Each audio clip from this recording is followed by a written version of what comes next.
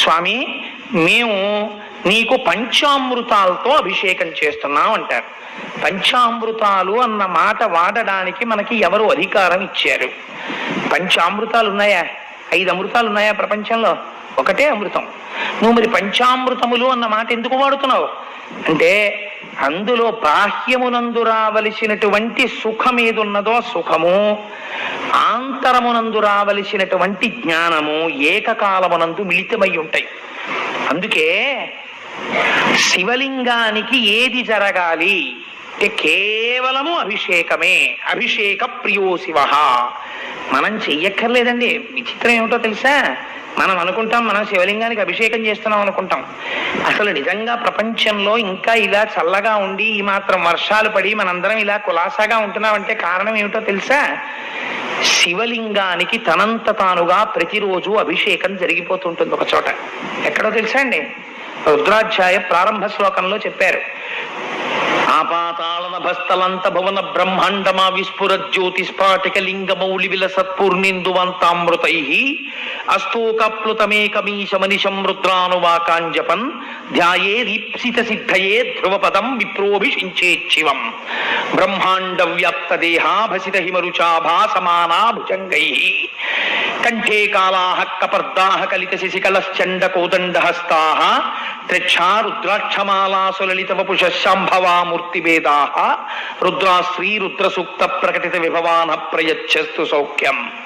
ఈ బ్రహ్మాండములంతా నిండి నిబిడీకృతమైపోయినటువంటి శివలింగ స్వరూపముగా ఉంటుంది.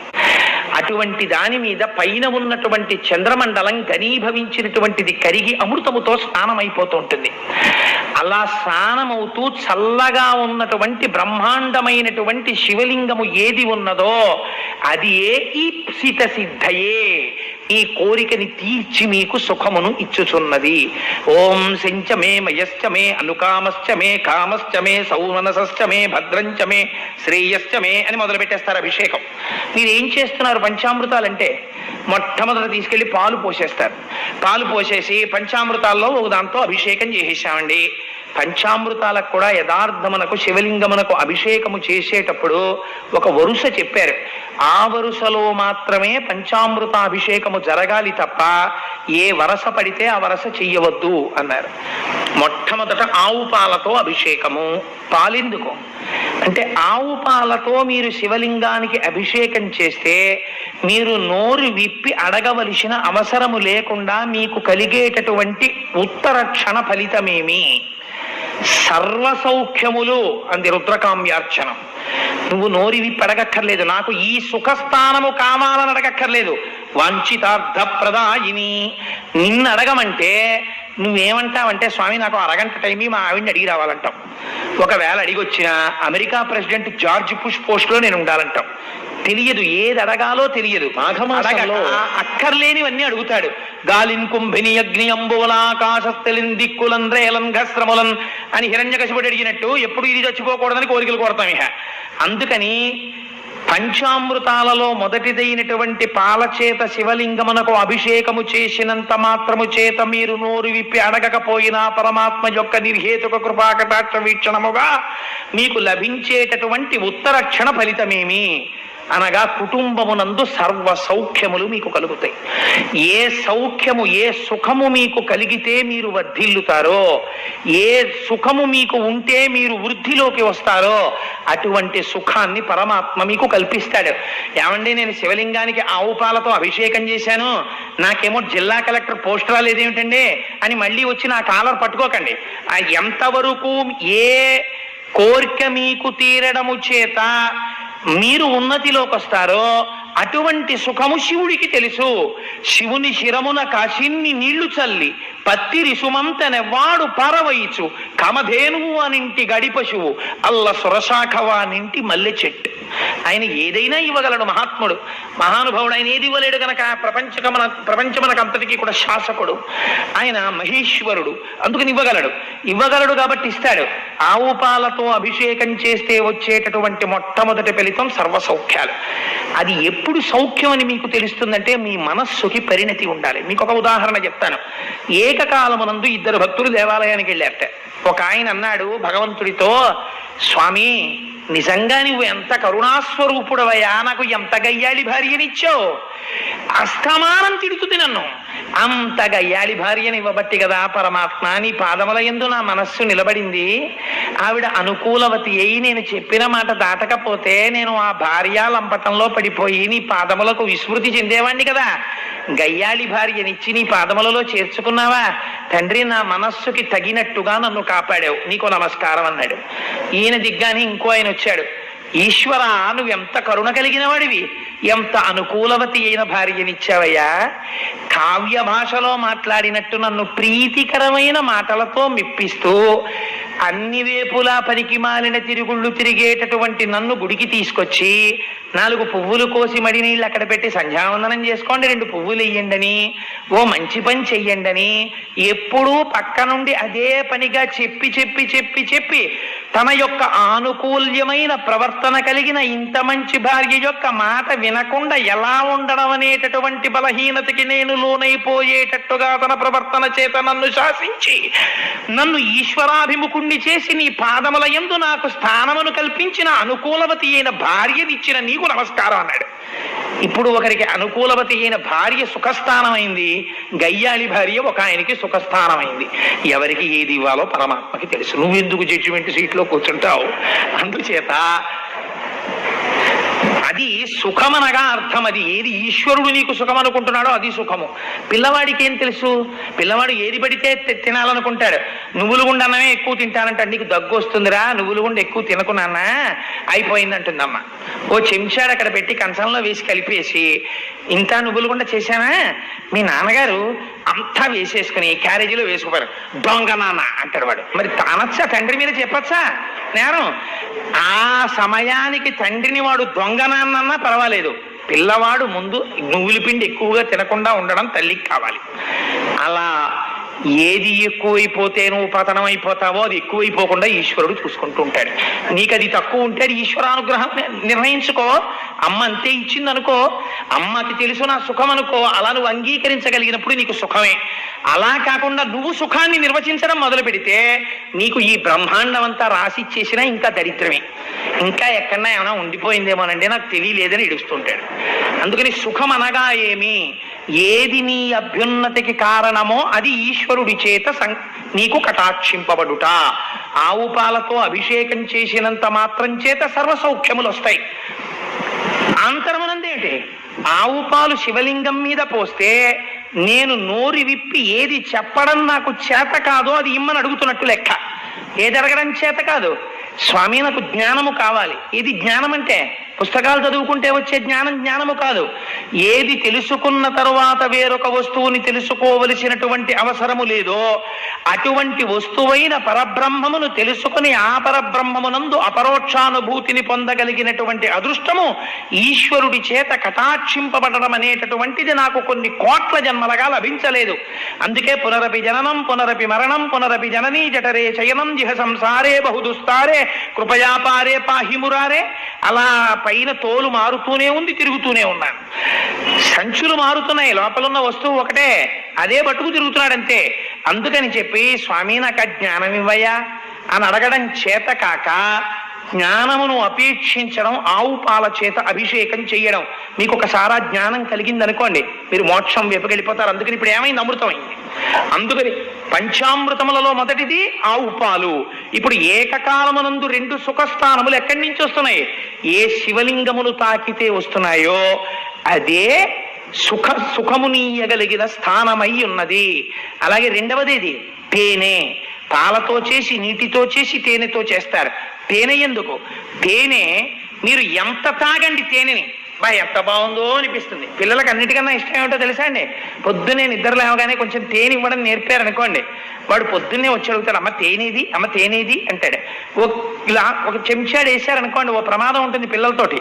ఓ చెంచాడు వేసి, నాన్న ఓ చెంచాడు తాగని మీరు వేసి అటు వెళ్ళారనుకోండి, అటు ఇటు చూసి అమ్మ పాలు పోయించుకోవడానికి వెళ్ళింది, రావడానికి టైం పడుతుంది అనుకుంటే వాడు ఇంకొంచెం వేసుకు తాగేస్తాడు. ఎంత తేనె తాగినా అది మనస్సు తీరదు. తాగాలనే ఉంటుంది, అంత తీపి. అందుకే చూడండి, ఎంత గొప్పవాడి అవనివ్వండి, తేనె దగ్గరికి వచ్చేటప్పటికి మర్యాద తప్పిపోతాడు. కాస్త చేతిలో తేనె వేసి తాగండి అన్నారు అనుకోండి, తీర్థం అయితే ఇలా తాగేసి ఉత్తరీయానికి తుడిచేస్తాడు. కాస్త తేనె వేసి తాగండి అన్నారు అనుకోండి, ఇలా తాగేసి అంటాడు. వెంటనే ఓ కుక్క నాకేసినట్లు నాకేసుకుంటాడు. ఎందుకని? తేనె అనేటప్పటికీ జుర్రుకోబడేటటువంటి స్వభావం ఉంటుంది. గాయంతి కేచిత్, ప్రణమంతి కేచిత్, నృత్యంతి కేచిత్, ప్రహసంతి కేచిత్, పతంతి కేచిత్, విచరంతి కేచిత్, ప్లవంతి కేచిత్, ప్రలపంతి కేచిత్. మీకోసమే. అందుకని ఆ తేనె ఎక్కువ తాగేస్తే అపారమైనటువంటి మత్తు వచ్చేస్తాం. అలాగే విషయములన్నిటిలోనూ కూడా తీపి నిండి ఉన్నట్టుగా కనపడుతుంది. అది అనుభవిస్తే ఎంత బాగుంటుందో, ఇది అనుభవిస్తే ఎంత బాగుంటుందో, అది ఉంటే ఎంత బాగుంటుందో, ఇది ఉంటే ఎంత బాగుంటుందో అనిపిస్తుంది. కానీ ఆ విషయములను ఎన్నిటిని అనుభవించినా ఉయ్యాల ఎక్కి కాశీ వెళ్ళినట్టు ఉంటుంది. ఉయ్యాల ఎక్కి పొద్దున్నెక్కి సాయంకాలం వరకు ఊగి కిందకి దిగాడు అనుకోండి, ఏ స్టేషన్ వచ్చిందని పోగడం తిరిగాడు. ప్రయాణం ఎక్కడున్నాడు, ఎక్కడెక్కాడో అక్కడే ఉంటాడు. ఉయ్యాల ప్రయాణం అంతే. రైలు ఎక్కితే పెడతాడు తప్ప సాయంకాలానికి సికింద్రాబాద్ లో ఉంటాడు. కానీ ఉయ్యాల్లో పడుకుని సాయంకాలం వరకు ఊగి కిందకి దిగి ఏ స్టేషన్ అండి అంటే, ఏ స్టేషన్, నీ మొహం ఎక్కడెక్కావో అక్కడే ఉన్నా ఉంటాడు. అందుకని విషయములను ఎన్ని అనుభవించినా దాని వలన వచ్చే ప్రయోజనము శూన్యము. ఈ వైరాగ్య భావన రమ్మంటే వచ్చేది ఏం కాదు. అది చెప్పడానికి చాలా తేలిగ్గా ఉంటుంది. ఒక్కరోజు ఫ్యాన్ లేకపోతే తెలుస్తుంది విషయానుభవం అంటే ఏమిటో. అందుకని విషయములను అనుభవించుట అంటే అంత ప్రీతి శరీరమునకు మనస్సునకు. అందుచేత ఇది ఎవరు తీయగలరు? విషయములతో సంబంధము లేకుండా తుల్య నిందా స్తుతిర్మౌని సంతుష్టో ఎనకేనచిత్ అనికేతః స్థిరమతి భక్తిమాన్ మే ప్రియో నరః. ఆ ద్వంద్వములను అతిక్రమించి విషయములను విడిచిపెట్టి ఎవడు విషమును తన కంఠమునందు పెట్టుకున్నాడో వాడి పాదముల వైపుకి నడవగలగాలి. ఈ తిరస్కారణ అంత తొందరగా రమ్మంటే వచ్చేది కాదు. వయస్సు అయిపోతుంటుంది, జుట్టు తెరిసిపోతుంటుంది, అయినా ఇంకా ఎంత లంపటమో కడుపులో. అందుకని ఈ భావన పోవాలంటే స్వామికి తేనెతో అభిషేకం చేస్తారు. అందుచేత తేనెతో అభిషేకం చేస్తే పైకిన మీకు వచ్చేటటువంటిది అపారమైనటువంటి తేజస్సు, ఆంతరమునందు వచ్చేటటువంటిది ఆ తేనెతో అభిషేకము చేయడము చేత విషయ పిపాస విరిగిపోయి ఏముంది విషయాల్లోనేటటువంటి వైరాగ్య భావన అంకురిస్తుంది. అందుకే శంభో అన్న నామానికి అర్థం ఏమిటో తెలుసా అండి? కేవలము సుఖములనిచ్చువాడు కాడు. వ్యాఖ్యానంలో అన్నారు, శంభో అన్న నామానికి నిజమైన అర్థం గళంతీ శంభోత్పచ్చరిత సరిత కిల్బిషరజో దళంతీ ధీకుల్యాహత్సరణిషు పతంతీ విజయతాం దిశంతీ సంసార భ్రమణ పరితాపోపశమనం వసంతీ మచ్చేతో హ్రదభివి శివానందలహరి. సుఖములను అనుభవించి అనుభవించి అనుభవించి ఒకనాడు ఎదురు తిరిగి ప్రశ్న వేయగలిగిన స్థితి రావడం. ఏముందని దీనికోసం నేను ఇంత కొట్టుకుపోయాను అని. ఎందుకు దీంట్లో ఏముందని ఇంత తాపత్రయం? నేను దీనిని తిరస్కరించలేనా? ఇప్పుడు ఏమవుతుందో తెలుసా అండి? లోకములన్నీయున్ గెలిచినాడవు, ఇంద్రియానీకము చిత్తమున్ గెలువనేరవు, నిన్ను నిబద్ధు చేయు భీషణ శత్రులాదువుల ప్రభిన్నుల చేసిన ప్రాణికోటిలో నీకు విరోధి లేడొకడు నిర్పుణ చూడుము దానవేశ్వర అంటాడు ప్రహ్లాదుడు. ఇంద్రియములను గెలుస్తాడు. గెలిస్తే ఏమవుతుంది? అపారమైనటువంటి శాంతిని పొందుతాడు. విషయముల యందు పిపాస తరిగిపోతుంది. తరిగిపోయి ఎందుకు దాని గురించి పెద్ద తాపత్రయం, ఎందుకంటే బాబు నేను అటువైపుకి ఏం పరిగెత్తాలనుకోవట్లేదు, ఇటువైపుకి మక్కువ. ఈశ్వరార్చన కళా నిపుణుడైపోతాడు. ఈ ఉత్సాహం అంతా భగవంతుడి వైపుకి నడిచేస్తుంది. ఇలా నడపగలిగిన శక్తి భగవదనుగ్రహముగా మీకు కలిగితే సుఖములను అనుభవించి అనుభవించి సుఖముల యందు నిజమైన సుఖము లేదన్న సత్యమును గ్రహించగలిగినటువంటి స్థితిని పొందడము శంభుని యొక్క అనుగ్రహము. ఇప్పుడు ఏమైంది? విషయ పిపాస విరగింది. అందుకని తేనెతో అభిషేకము, బాహ్యమునందు తేజస్సు వచ్చింది. మూడవది నెయ్యి. గృహస్థాశ్రమంలో ఉన్నవాడెవ్వడూ కూడా నాకొక్క రూపాయి కలిసి రాకూడదు, నేను కటిక దరిద్రుణ్ణి అయిపోవాలి, తినడానికి తిండి ఉండకూడదు, కట్టుకోవడానికి బట్ట ఉండకూడదు, పరమనీచుణ్ణై పరమదరిద్రుణ్ణై ఆకలేస్తే వెళ్ళి 4 ఇళ్ల ముందు నిలబడి భవతి భిక్షాంది అనుకుంటూ అడుక్కుంటూ గడపాలి అని భగవంతుడి దగ్గరికి వెళ్ళి స్తోత్రాలు చేయకూడదు. గృహస్థాశ్రమంలో ఉండేటటువంటి వాడు ఎప్పుడు అడిగినా ధర్మార్థ కామమోక్ష చతుర్విధ పురుషార్థ ఫల సిద్ధ్యర్థం అని అడగాలి. లక్ష్మీదేవి యొక్క అనుగ్రహమును కోరడం ఎప్పుడూ తప్పు కాదు. కానీ లక్ష్మీదేవి యొక్క అనుగ్రహము చేత జన్మ యొక్క ధ్యేయమును మరిచిపోయి అహంకారమును పొందడం దోషం. అది లక్ష్మి యొక్క దోషం కాదు, నీకు కలిగినటువంటి అవివేకం. అందుచేత ఏది కోరుకోవాలి అంటే ఐశ్వర్యమును కోరడము తప్పు కాదని చెప్పింది శాస్త్రం. నేను ఒక్క ఇల్లు కట్టుకున్నాను స్వామి, నా కొడుకు నాకన్నా కూడా చాలా అందమైన ఇల్లు కట్టుకోవాలి. కానీ ప్రతి గదిలో నేను అలా కట్టుకోలేకపోయాను. నా కొడుకు ఇంట్లోకి ఇలా సింహద్వారం, అంటే నిజంగా నా గురించి అనుకుంటున్నారేమో, నేను ఉదాహరణకి చెప్తాను అంతే, వీడికి అన్ని రెడ్డి పెసకోరికలు ఉన్నాయి అనుకోకండి. తలుపులు తీసేటప్పటికీ స్వామి మా ఎదురుగుండా ఒక 15,000 రూపాయల లేపాక్షి పెయింటింగ్ ఉండాలి. అటు దేవతలు ఇటు దానవులు కలిసి మందర పర్వతాన్ని క్షీరసాగర పథనం చేస్తున్నట్టు నాకు కనపడాలి ఎదురుగుండా. ఇలా లోపలికెళ్ళి సోఫా సెట్లో కూర్చుంటే అలా చూసేటప్పటికీ భగవద్గీతని బోధ చేస్తున్నటువంటి కృష్ణ పరమాత్మ యొక్క ఒక పెద్ద ఆయిల్ పెయింటింగ్ ఉండాలి. పూజ గదిలోకి ఇలా తలుపు తీస్తుంటే గణగణ గణగణ గంటలు మోగాలి. ప్రాతస్మరామి లలితా వదనారవిందం అనుకుంటూ నేను పూజ గదిలోకి వెళ్ళాలి అని నువ్వు ఐశ్వర్యాన్ని కోరుకోవడం తప్పు కాదు, కోరుకోవాలి. ఇంకా నాతో నా వంశం అంతరించిపోతే చాలు, ఎందుకు వచ్చింది ఈ వంశాలు ఈ పిల్లలు ఇవిని, ఎవరూ లేకపోతే ఏ జంజాట ఉండదు, దేవుడి దయ వల్ల నాకు పిల్లలు పుట్టకూడదు, ఇలాంటి దిక్కుమాల కోరికలు ఉండకూడదు. ఇవాళ రేపు నేను ఈ మాట ఎందుకు నేను కఠినంగా అనకూడదని అంటలేదో తెలుసా అండి? ఇవాళ ప్రపంచంలో ఒక దుర్మార్గపు సంప్రదాయం ఒకటి ఏర్పడింది. పూర్వం లేదు, ఇది ఒక 5 సంవత్సరాల క్రితం నాకు తెలిసి లేదు. కొత్తగా పెళ్ళైనటువంటి దంపతులు ఎవరైనా పెద్దల దగ్గరికి వచ్చి కాళ్ళకి నమస్కారం చేశారనుకోండి, వాడు ఏమని ఆశీర్వదించాలి? మీ ఇద్దరూ పెళ్లి చేసుకున్నారు కాబట్టి చిలకా గోరింకల్లా ఎప్పుడూ ముద్దు ముచ్చట ఆడుకుంటూ పిల్లల తొక్కని పక్కతో నీట్గా అలా ఉండాలి మీ ఇల్లు అంటాడా? వాడు ఏమంటాడా? మీ ఇద్దరికి వచ్చే సంవత్సరానికమ్మా నువ్వు పండంటి పిల్లాడితో సంతోషంగా ఉండాలంటాడు. నేను చాలా చోట్ల చూస్తూ ఉంటాను, ఎవరైనా పెద్దలు ఈ మాట అన్నారనుకోండి అక్షతలేసి, వెంటనే తెలిసి తెలియని అఘాయిత్యం పాండిత్యం ఉన్న వాళ్ళు కొంతమంది ఉంటారు పక్కన. వాళ్ళు అంటారు, ఏడొచ్చే ఏడాదికి మళ్ళీ పండంటి పిల్లాడేటండి, ఒక 5 ఏళ్ళు వాళ్ళని ఎంజాయ్ చేయనివ్వండి అంటాడు.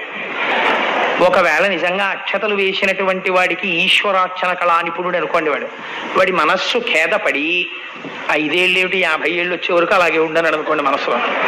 అప్పుడు వీడు మళ్ళీ 5 ఏళ్ల తర్వాత ఎక్కడ కనపడతాడంటే రైల్లో, పిల్లలు లేరండి, అక్కడికి వెళ్ళి ఏదో ఉట్టి కట్టానండి, ఇక్కడికి వచ్చి గుళ్ళోకి వెళ్ళానండి, ఇక్కడికి వచ్చి ఏదో మూట కట్టానండి, మాస్టర్ ఏదైనా స్తోత్రం చెప్తారు ఏంటండి అని మళ్ళీ వీడిని అడుగుతాడు. ఎందుకు వచ్చింది అది? అందుకని గృహస్థాశ్రమంలో ఉన్నటువంటి వాడు వంశాభివృద్ధిని కోరుకోవాలి తప్పకుండానండి. అలాగే అంటే ఇప్పుడు అర్జెంటుగా వచ్చేసినటువంటి ఉపద్రవం ఏం లేదుగా, దానివల్ల నష్టమేం లేదు నీకు. కానీ వీడు ఏదో సర్వశాస్త్ర పారంగతుల్లో వెంటనే ఓ వీటో ఆర్డర్ ఒకటి పాస్ చేస్తుంటాడు. సో అందుచేత అది కూడా విభూతి, అది కూడా ఐశ్వర్యం. వంశం పెరుగుతుంటే చూసుకోగలగడం అదొక అదృష్టం. ఒక తాతగారు ఒంట్లో ఓపిక ఉండగా తన తొడ మీద కూర్చోపెట్టుకుని అలా వైకుంఠపురంబులో నగరిలో అమూల సౌధంబుదాపల మందార వనాంతరమృత తడ ప్రాతేందుకంతో పలోత్పల పర్యంక అని రాత్రి పడుకుని తాతగారు పుట్టినే కాలు మీద కాలేసుకుని పద్యాలు చదువుకుంటూ పడుకుంటుంటే మనవడు తాతగారి దగ్గరికి వచ్చి కాళ్ళు పడుతూ తాతగారండి అలా వైకుంఠపురంబులో చదవండి అన్నాడు అనుకోండి.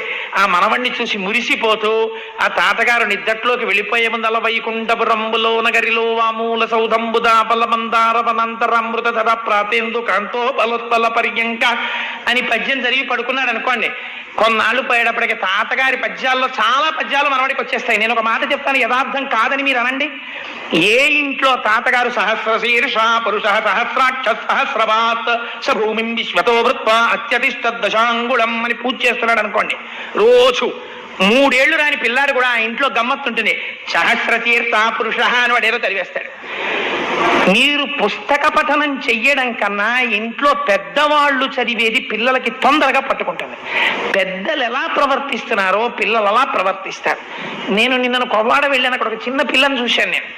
ఆ పిల్ల వచ్చి 2 కాళ్ళు దండం పెట్టి ఇలా కళ్ళకు అద్దుకుని ఇలా గుండెలకు అద్దుకుని అక్కడ అక్కడికి వెళ్ళి ఓ కుంకంలో వేలెట్టి వచ్చి మా ఆవిడికి బొట్టెట్టి అక్కడ ఉన్న అక్షతలు తీసుకొచ్చి మా ఆవిడికేసి వంగి కాళ్ళకి దండం పెట్టి ఎన్ని మాటలు చేసిందో ఎక్కడి నుంచి వస్తుందండి ఆ సంస్కారం? అంటే ఆ ఇంట్లో ఉందన్నమాట అలా నమస్కారం పెట్టేటటువంటి సంస్కారం. కాబట్టి వాళ్ళకు వచ్చు. అమ్మ వంగి వారికి నమస్కారం చెయ్యి అన్నారు అనుకోండి, అంటే ఏదో కుంఫులో చేసినట్టు ఇలా వంగి అంటుంటారు. ఎందుకు ఆ నమస్కారం? వాడికి కనీసం కుడి కాలు మీద కుడి చేయి పడాలి, ఇలా పెట్టాలి నమస్కారం అని కూడా వాడికి తెలియదు. వాడి దోషం కాదు, ఇంట్లో చెప్పిన వాళ్ళు లేరు, ఎప్పుడు అలవాటు లేదు ఆ ఇంట్లో. ఇంకోటి కాళ్ళ దగ్గర వండడం వాడికి రాదు. వాడికి ఎన్ని విన్నా వాడికి ఎప్పుడు ఉండిపోయేది ఏముంటుందో తెలుసా అండి, నా అంత వాడిని నేను. అందుకని వాడికి ఉన్న పెద్ద ప్రమాదం ఏంటంటే, అన్నిటికన్నా వాడికి ఎప్పుడు వస్తుందంటే కష్టం, వాడు ఇంకోటి కింద అనలేడు. అలా అనడమే అని లోపల బాధ వచ్చేస్తుంది.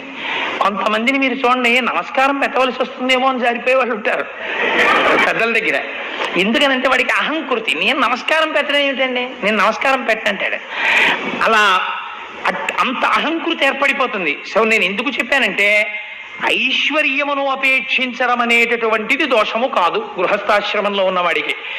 అందుకని శంకర, నాకు ఎక్కడి నుంచి వస్తుంది ఐశ్వర్యం? ఈశ్వరుడు నువ్వు, అందుకని నువ్వు నాకు ఐశ్వర్యం ఇవ్వాలి అని అడగడమే నీతితో అభిషేకం చేయడం. ఆంతరమనందేమిటి? ఒక గొప్ప రహస్యం ఉంది. నీతిని పంచామృతాల్లో అమృతం అని ఎందుకంటారో తెలుసా అండి? పాల యొక్క మారుతున్న చిట్ట చివరి స్వరూపంలో నెయ్యి చిట్ట చివరిది రమణులు అంటారు. ఇప్పుడు మీరు పాలు కాయాలి, తోడు పెట్టాలి. అంటే తోడంటే పెరుగు తీసుకొచ్చి కలపాలి. కలిపి ప్రతి పావు గంటకి వెళ్ళి తోడుకుందా లేదా అని ఇలా అంటున్నారు అనుకోండి, ఇక తోడుకోదు. దాన్ని అలా వదిలేయాలి. తోడు పెట్టాక మీకు నమ్మకం ఉండాలి, పెరుగు వేశాను కాబట్టి తోడుకుంటుంది విశ్వాసం. అలా వదిలేయాలి, తోడుకుంటుంది. తోడుకున్న తర్వాత కవ్వం పెట్టాలి, చిలకాలి. చిలికితే ఏమొస్తుంది? వెన్న వస్తుంది. వెన్న ఏం చేయాలి? అగ్నిహోత్రం మీద పెట్టాలి. ఇప్పుడు ఏమవుతుంది? నెయ్యి అవుతుంది. ఇంకా తర్వాత ఏం చేసినా ఏమీ అవదు, నెయ్యే ఉంటుంది. ఈ నెయ్యి ఇన్ని వికారములు పొందిన తరువాత పైకి వచ్చిన నెయ్యి ఎక్కడున్నది? పాలలోనే ఉన్నది. పాలలో లేకపోతే నెయ్యి ఎలా వచ్చింది చివర?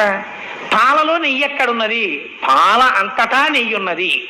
మరి పాల అంతటా ఉన్న నెయ్యి ఈ కంటికి ఎందుకు కనపడలేదు? అది నువ్వు తెలుసుకుంటే నేతితో అభిషేకం ఎందుకు చేస్తున్నావో నీకు అర్థమైపోతుంది. అంటే లోపల ఉన్నటువంటి ముందు మనస్సు సత్వగుణ ప్రధానం అవ్వాలి. రామకృష్ణ పరమహంస అంటారు, మేకు పట్టికెళ్ళి కొట్టేద్దామంటే గోడలో దిగదు. ఎలా? ముందు అసలు గోడ మేకు పెట్టి కొడుతున్నప్పుడు మేకు లోపలికి వెళ్ళడానికి కావలసినంత కొంత మెత్తతనం గోడకు ఉండాలి. ఉంటే మేకు దిగుతుంది, అయితే మేకు ఉంగిపోతుంది. చెప్పేవాడికి కంఠం నొప్పి రావాలి, కానీ వాడికి మాత్రం ఏమీ అర్థం అవదు. ఆఖరి వరకు కూర్చుని మంగళాశాసన పరైహిమద్ ఆచార్య పురోగమై అంటుంటే అప్పుడు తీసి చెవి మిషన్ పెట్టుకున్నాడు అనుకోండి, వాడు ఎందుకున్నట్టు అప్పటి వరకు సభలో? అంటే అలా ఏమిటో అంతమంది మధ్యలోకి వెళ్ళి కూర్చుంటే నాకు గాబరా ఉండదండి, అందుకెడతాను పురాణానికి. పొరపాటున చెవిలో పడుతుందేమో అని మిషన్ తీసేసి అంతమంది మధ్యలోకి వెళ్ళి కూర్చుంటానంటాడు ఒక్కొక్కడు. ఎంత ఆశ్చర్యం!